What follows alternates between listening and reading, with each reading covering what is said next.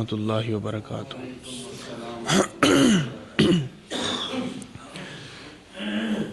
نحمدہ ونصلی علی رسولہ الکریم، اما بعد فاعوذ باللہ من الشیطان الرجیم، بسم اللہ الرحمن الرحیم۔ قال النبی صلی اللہ علیہ وآلہ وسلم، قال اللہ تبارک و تعالی، ان رحمتی سبقت علی غضبی وہو مکتوب فوق العرش۔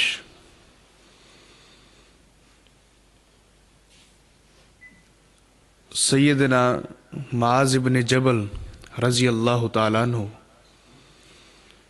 حدیث کے راوی ہیں، فرماتے ہیں احتسب ان رسول اللہ صلی اللہ علیہ وآلہ وسلم ذات غدات عن صلاۃ الصباح۔ ایک دن ایسا ہوا کہ نبی علیہ الصلوۃ والسلام فجر کی نماز سے لیٹ ہو گئے۔ اتنی تاخیر آقا علیہ الصلوۃ والسلام نے کی، اتنی تاخیر کی، حتیٰ کہ ہم نے اپنی آنکھوں سے سورج کو نکلتے ہوئے دیکھ لیا۔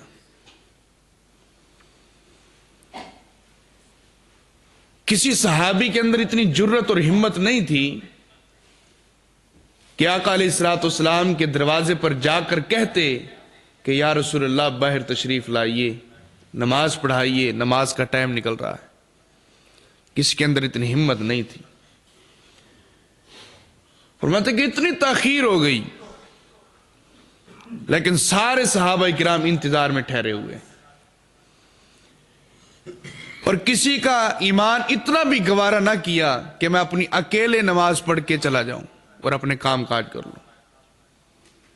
نماز ہوگی تو آقا کے پیچھے ہوگی، ورنہ نماز نہیں ہوگی۔ اتنا جذبہ دین کا، حتیٰ کہ نبی علیہ الصلوۃ والسلام باہر تشریف لائے۔ صحابہ کرام کے چہروں کو آقا علیہ الصلوۃ والسلام نے دیکھا، ان کی کیفیات کو دیکھا۔ نبی علیہ الصلوۃ والسلام ان کے چہروں سے پہچان گئے کہ یہ صحابہ کیا سوال کرنا چاہتے۔ آپ نے خود ہی جواب دے دیا، سوال نہیں ہوا، خود ہی جواب دے دیا۔ آپ نے فرمایا صحابہ میں تمہیں بتاتا ہوں کہ آج میں لیٹ کیوں ہوا، آؤ نماز پڑھتے ہیں۔ سب صحابہ سب بنا کے ٹھہرے ہوئے، نبی علیہ الصلوۃ والسلام نے نماز پڑھائی۔ سیدنا عبداللہ ابن عباس رضی اللہ عنہ فرماتے ہیں نبی علیہ الصلوۃ والسلام کی زندگی کی وہ واحد فجر کی نماز تھی جو آقا علیہ الصلوۃ والسلام نے بالکل مختصر پڑھائی تھی، ورنہ آقا علیہ الصلوۃ والسلام فجر کی نماز میں ایک رکعت میں 60 آیات سے لے کر 100 آیات کی تلاوت کیا کرتے تھے۔ لیکن آج نبی علیہ الصلوۃ والسلام کی بالکل مختصر اور ہلکی سی نماز ہو گئی۔ نماز کے بعد آقا علیہ الصلوۃ والسلام صحابہ کرام کی طرف متوجہ ہوئے۔ آپ نے فرمایا کہ صحابہ میں تمہیں بتاتا ہوں کہ آج میں لیٹ کیوں ہوا۔ صحابہ کرام نے فرمایا یا رسول اللہ جی بتائیے، آج اتنی تاخیر ہو گئی۔ نبی علیہ الصلوۃ والسلام نے فرمایا جب حضرت بلال نے فجر کی اذان دے دی میں اس وقت بیدار تھا، میں اس وقت جاگ رہا تھا۔ جیسے ہی حضرت بلال رضی اللہ تعالیٰ عنہ اذان دے کر ہٹے، میں نے وضو کیا، وضو کرنے کے بعد میں سو گیا، مجھے نیند آ گئی۔ ایسی گہری نیند آئی، ایسی گہری نیند آئی، آتانی ربی اللیلۃ فی المنام، میں نے نیند کی حالت میں اپنے رب کریم کا دیدار کر لیا۔ خواب کی حالت میں اور نیند کی حالت میں نے اپنے اللہ کا دیدار کیا۔ صحابہ کرام کے چہرے کھلے، اتنے خوش ہوئے کہ آج اللہ رب العالمین کا دیدار آقا علیہ الصلوۃ والسلام نے کیا، ضرور کوئی اہم بات کی ہوگی، ضرور کوئی اہم بات ہوگی۔ نبی علیہ الصلوۃ والسلام کی طرف اور متوجہ ہوئے، तवज्जो और बढ़ गई। नबी अलैहिस्सलाम ने फरमाया कि मेरे रब ने मुझसे हम कलाम होते हुए अपने हाथ को फवज़अ यदहु अला नहरी औ सदरी, अल्लाह रब्बुल आलमीन ने अपना हाथ मुबारक मेरे सीने पर रख लिया, मेरे सीने पर रख दिया। फवजदतु बरदहा बैन नहरी, नबी अलैहिस्सलाम फरमाते हैं मैंने अल्लाह रब्बुल आलमीन के हाथ की ठंडक को अपने सीनों में महसूस कर लिया। इतनी महसूस किया अल्लाह रब्बुल आलमीन की ठंडक कि अब भी मैं नमाज पढ़ा के हटा हूं तो अल्लाह रब्बुल आलमीन की उंगलियों की ठंडक मुझे सीने में महसूस हो रही है। नबी अलैहिस्सलाम फरमाती हैं मेरे रब ने फरमाया या मुहम्मद सल्लल्लाहु अलैहि वसल्लम अतदरी फीमा यख्तसिमुल मलाउल आला, क्या आप जानते हैं सातवें आसमान पर फरिश्ते क्यों लड़ रहे हैं? फरिश्तों के दरमियान झगड़ा हो रहा है, क्या आप जानते हैं कि क्यों झगड़ा हो रहा है? नबी अलैहिस्सलाम ने फरमाया कि अल्लाह तू बेहतर जानता है, मुझे कोई इल्म नहीं। फिर अल्लाह रब्बुल आलमीन की हाथ की ठंडक इतनी बड़ी कि फ़अलिमतु बैनल मशरिक़ि वल मग़रिब, जो कुछ मशरिक और मगरिब से लेकर हुआ, जितना हो चुका, अल्लाह रब्बुल आलमीन ने सारे का सारा इल्म मेरे सीने में महफूज कर दिया। उसके बाद नबी अलैहिस्सलाम फरमाते हैं अल्लाह रब्बुल आलमीन ने खुद वजाहत की। अल्लाह फरमाते हैं सातवें आसमान पर फरिश्तों के दो लश्कर हैं, दो जमातें हैं। एक जमात कहती है कि इस नबी की उम्मत के कुछ लोग ऐसे होंगे जो नेकियां थोड़ी करेंगे लेकिन उनकी जिंदगी के सारे गुनाह माफ हो जाएंगे। दूसरी जमात कहती है नहीं, ऐसा मुमकिन ही नहीं है कि नेकियां थोड़ी करें और गुनाह माफ हो जाए, यह नहीं हो सकता। इसी बात के ऊपर झगड़ा हो रहा है। हजरात, झगड़ा फरिश्ते कर रही हैं और फरिश्ते भी ऐसे कि जो रब्बुल आलमीन हुक्म दे दें उनकी बजा लाने वाले और उनकी फर्मा बरदारी करने वाले। कोई रकू के अंदर है तो कयामत तक रकू में, कोई सजदे में है कयामत तक सजदे के अंदर, उनको तो अपनी पड़ी हुई है। लेकिन झगड़ा हो रहा है आज नबी अलैहिस्सलाम की उम्मत के बारे में। सीधे से अल्फाज को मेरे और आपके बारे में झगड़ा हो रहा है कि ये लोग आमाल करेंगे और इनके जिंदगी के गुनाह माफ हो जाएंगे। दूसरा लश्कर कहता है कि नहीं, ऐसा मुमकिन ही नहीं है। नबी अलैहिस्सलाम ने फरमाया कि मेरे रब ने फिर खुद फरमाया कि मैं आपको कुछ आमाल बताता हूं, आप अपनी उम्मत को जाकर बिशारत सुनाइए, जो आमाल आपकी उम्मत में से ये कर लेगा मैं उसकी जिंदगी के सारे गुनाह माफ कर दूंगा। नबी अलैहिस्सलाम ने फरमाया कि जी मेरे रब, बताइए कि वो आमाल कौन से हैं।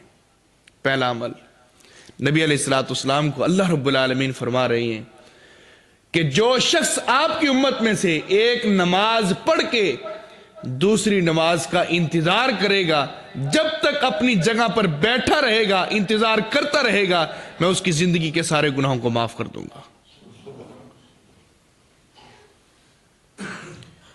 असर से लेकर मगरिब तक, मगरिब से लेकर इशा तक एक एक दो दो घंटे का फर्क। 2 घंटों में अल्लाह रब्बुल आलमीन 60 साल की जिंदगी के गुनाहों को माफ कर रहा है। 60 साल की जिंदगी, 70 साल की जिंदगी, पूरी जिंदगी पर अल्लाह रब्बुल आलमीन कलम फेर देगा कि जा मेरे बंदे, मैंने तेरे गुनाहों को माफ किया।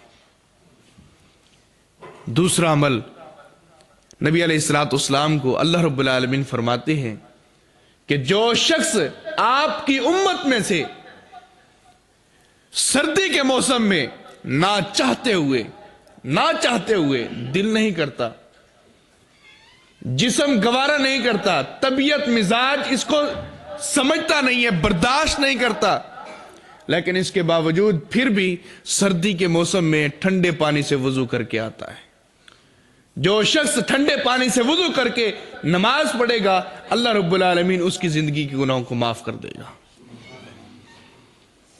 اسی کے ساتھ ایک اور حدیث نبی علیہ الصلوۃ والسلام فرماتے ہیں اللہ رب العالمین اس بندے پر خوش ہوتے ہیں، اس بندے پر خوش ہوتے ہیں جو بندہ رات کو اٹھ کر جب دنیا میں کوئی شخص اسے نہیں دیکھ رہا، حتیٰ کہ اس کے گھر والے بھی بے خبر ہیں، رات کو اٹھ کر اور جو اس کے اوپر غسل فرض ہو چکا ہے وہ فرض لانے کے لیے غسل کرتا ہے اور پانی ٹھنڈا محسوس کرتا ہے، جسم برداشت نہیں کرتا، لیکن اللہ رب العالمین یہ حالت دیکھ کر اپنے بندے کی، کیونکہ اس کا تقوی، اللہ رب العالمین کا تقوی اور ڈر اسے لے کر آیا ہے کہ غسل کرتا ہوں، نماز پڑھوں گا، اللہ رب العالمین اس بندے پر خوش بھی ہوتے ہیں اور اس بندے پر مسکراتے بھی ہیں۔ کتنا میرا پیارا بندہ ہے کہ سردی کے موسم میں اسے کسی کا ڈر نہیں سوائے میرے ڈر کے، میرا خوف اسے لے آیا اور اس نے غسل کیا اور نماز پڑھنے کے لیے۔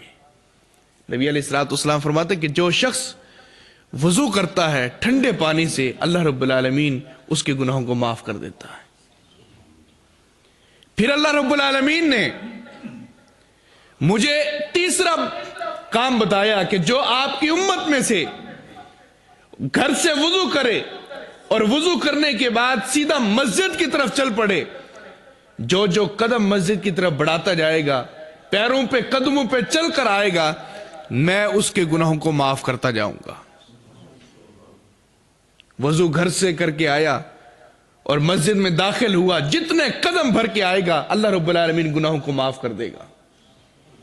سنن ابی داؤد کی حدیث ہے، نبی علیہ الصلوۃ والسلام فرماتے ہیں جو شخص تم میں سے وضو کرے، گھر سے وضو کر کے مسجد کی طرف آ جائے، فرضی نماز نہ پڑھے، صرف اشراق کی نماز پڑھنے کے لیے 4 رکعت پڑھنے کے لیے مسجد میں آ جائے، کأن لہ اجرہ کعمرۃ، اللہ رب العالمین اس کے نام اعمال میں ایک عمرے کا ثواب لکھ دیتے ہیں، ایک عمرے کا ثواب۔ اتنی مہنگائی، پاکستان سے مکہ المکرمہ میں جانا اور وہاں پر جا کر 1.5 گھنٹے کا عمرہ کرنا، احرام کی حالت میں رہنا، اللہ رب العالمین وہی اجر و ثواب ہر ایک سرزمین پر دے رہا ہے، صرف دل کے اندر اخلاص ہو اور 4 رکعت اشراق کی نماز ادا کرنا۔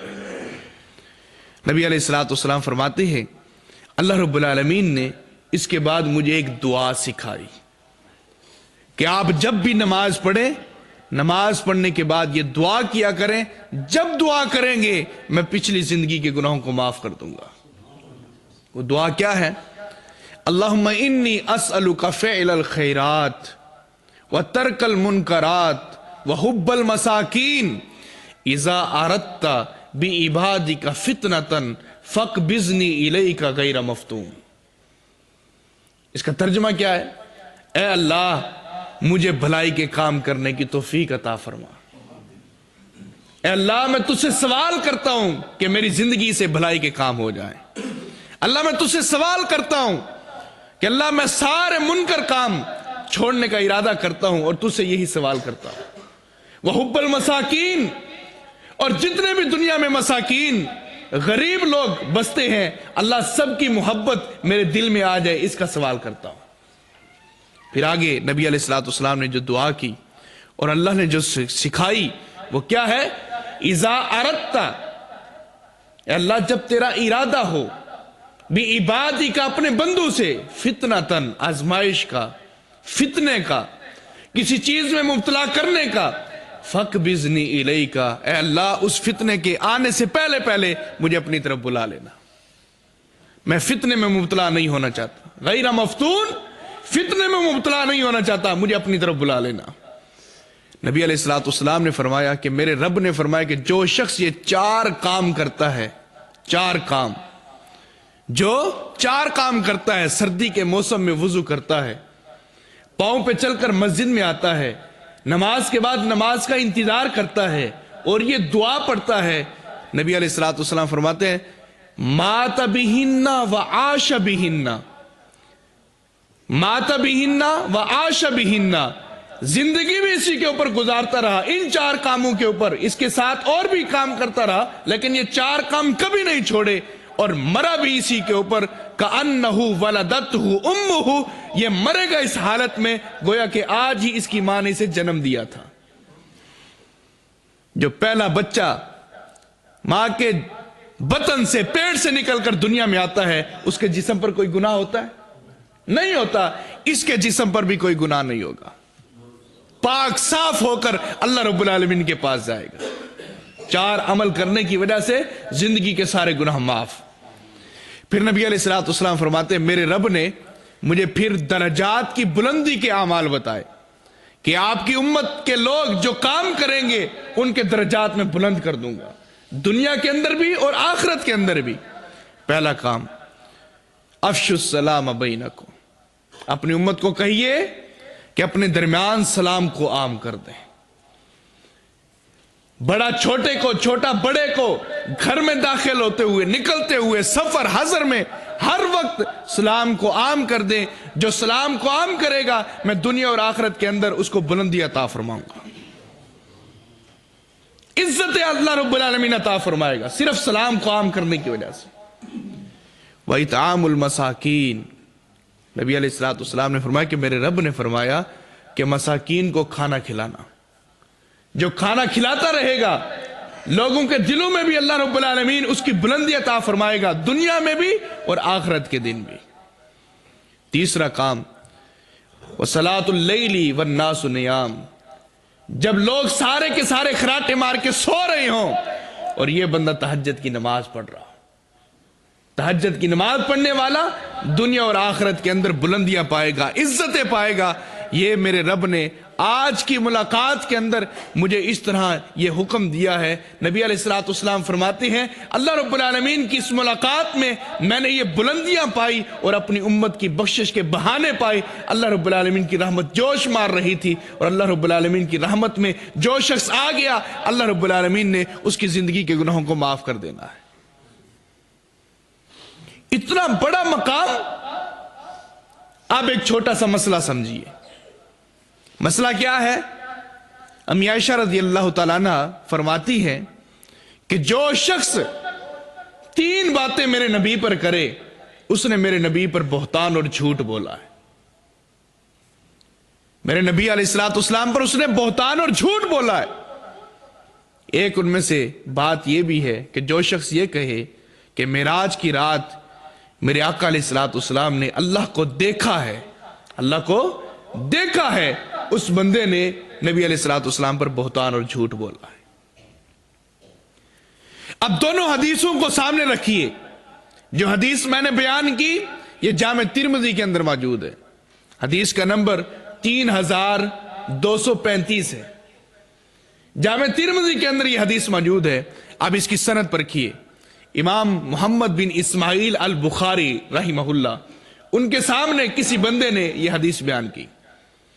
انہوں نے کہا کہ یہ حدیث کے اندر اس طرح آیا ہے کہ نبی علیہ الصلوۃ والسلام نے اللہ کی ملاقات کی ہے. فرماتے ترکوہ ترکوہ، اسے چھوڑ دو چھوڑ دو. ھذا الحدیث حسن صحیح، یہ حدیث حسن درجے کی صحیح بھی ہے. یہ ضعیف نہیں ہے، غریب نہیں ہے، من گھڑت نہیں ہے، موضوع نہیں ہے، بلکہ حسن درجے کی صحیح حدیث ہے. اسے چھوڑ دو، اس کے بارے میں بحث نہ کرو. حدیث ٹھیک ہو گئی. اب مسئلہ کس طرح سمجھیں گے کہ ایک طرف حدیث میں آتا ہے کہ اللہ کو نہیں دیکھا اور دوسری طرف نبی علیہ الصلوۃ والسلام نے خواب میں دیدار کر لیا. دونوں حدیثیں تعارض پیدا ہوا. اب مسئلہ اس طرح سمجھیے کہ جو شخص یہ کہے کہ اللہ رب العالمین کو نبی علیہ الصلوۃ والسلام نے جاگتے ہوئے بیداری کی حالت میں معراج کی رات یا اس سے ہٹ کر کسی بھی موقع پر اللہ رب العالمین کو دیکھا ہے، نہ شریعت اس چیز کا تقاضا کرتی ہے، نہ شریعت اس چیز کو منواتی ہے، اور نہ کوئی اہل علم اس چیز کو جانتا ہے، اور نہ ہی صحابہ کرام اس چیز کا موقف رکھتے ہیں. اللہ رب العالمین کو کسی بھی شخص نے اس جاگتی ہوئی آنکھ سے کسی نے بھی نہیں دیکھا. موسیٰ علیہ السلام کا واقعہ قرآن مجید کے اندر موجود ہے. جب انہوں نے اللہ رب العالمین سے خواہش کا اظہار کیا کہ اللہ میں تجھے دیکھنا چاہتا ہوں، تو اللہ رب العالمین نے اپنا تھوڑا سا کرشمہ دکھایا، تھوڑا سا جلوہ دکھایا، تو فوراً موسیٰ علیہ السلام بے ہوش ہو گئے. کوئی نہیں دیکھ سکتا دنیا کے اندر. یہ جو دیکھا ہے نبی علیہ الصلوۃ والسلام نے خواب کی حالت میں دیکھا.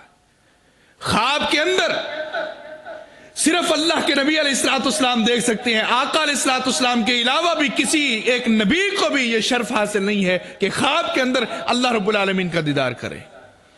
اللہ کے نبی کے علاوہ کوئی نہیں دیکھ سکتا، چاہے جو بڑا ہو وہ کہے کہ اپنی کتابوں کے اندر میں نے پڑھا ہے فلانے امام نے 100 مرتبہ اللہ رب العالمین کا دیدار کیا ہے، فلانے شخص نے اللہ رب العالمین کو دیکھا ہے، فلانے شخص نے اللہ رب العالمین سے ملاقات کی ہے. ہم نہیں مانتے. کیوں؟ کیونکہ یہ خاصہ ہے میرے آقا علیہ السلام کا. میرے آقا کے علاوہ کوئی نہیں دیکھ سکتا. یہ بھی صرف خواب کی حالت میں، جاگتے ہوئے بیداری کی حالت میں اللہ رب العالمین کا دیدار نبی علیہ السلام کو بھی نہیں ہوا. حضرات، جو باتیں اس کے اندر حدیث کے اندر ملی ہیں ہمیں ان چیز پر عمل کرنا چاہیے. اللہ رب العالمین سے ان چیزوں کا تقاضا کرنا چاہیے. اللہ ہم سب کو اس پر عمل کرنے کی توفیق عطا فرما. چھوٹے چھوٹے اعمال ہیں لیکن اللہ رب العالمین کے ہم بہت بڑا درجہ رکھتے ہیں، بہت بڑی اہمیت کا حامل ہے، اور اللہ رب العالمین دنیا میں بھی عزت فرمائے گا، آخرت دن بھی عزت فرمائے گا. اور اللہ رب العالمین دنیا اور آخرت کے دنیا کے گناہ معاف کر کے آخرت کے دن اللہ رب العالمین کامیاب کر کے جنت کا داخلہ عطا فرمائے گا. ہما قسمی گناہوں سے اللہ رب العالمین معاف کر دے. یہ انسان کا ایک خواہش اور انسان کی ایک تمنا ہوتی ہے کہ اللہ رب العالمین مجھے اس وقت دنیا سے کوچ کروا لے کہ جب میری ذات پر کوئی گناہ نہ ہو. نبی علیہ السلام کے فرمان کے مطابق وہ اس طرح جاتا ہے کہ گویا کہ اس کے جسم پر کوئی بھی خطا، کوئی بھی گناہ نہیں ہوتا. اللہ رب العالمین ہم سب کو صحیح معنوں میں عمل کرنے کی توفیق عطا فرمائے. اللہ رب العالمین جب تک زندہ رکھے دین اسلام پر زندہ رکھے، جب بھی دنیا فانی سے رخصت کرے اللہ رب العالمین دین ایمان پر رخصت کرے. وآخر دعوانا الحمدللہ رب العالمین.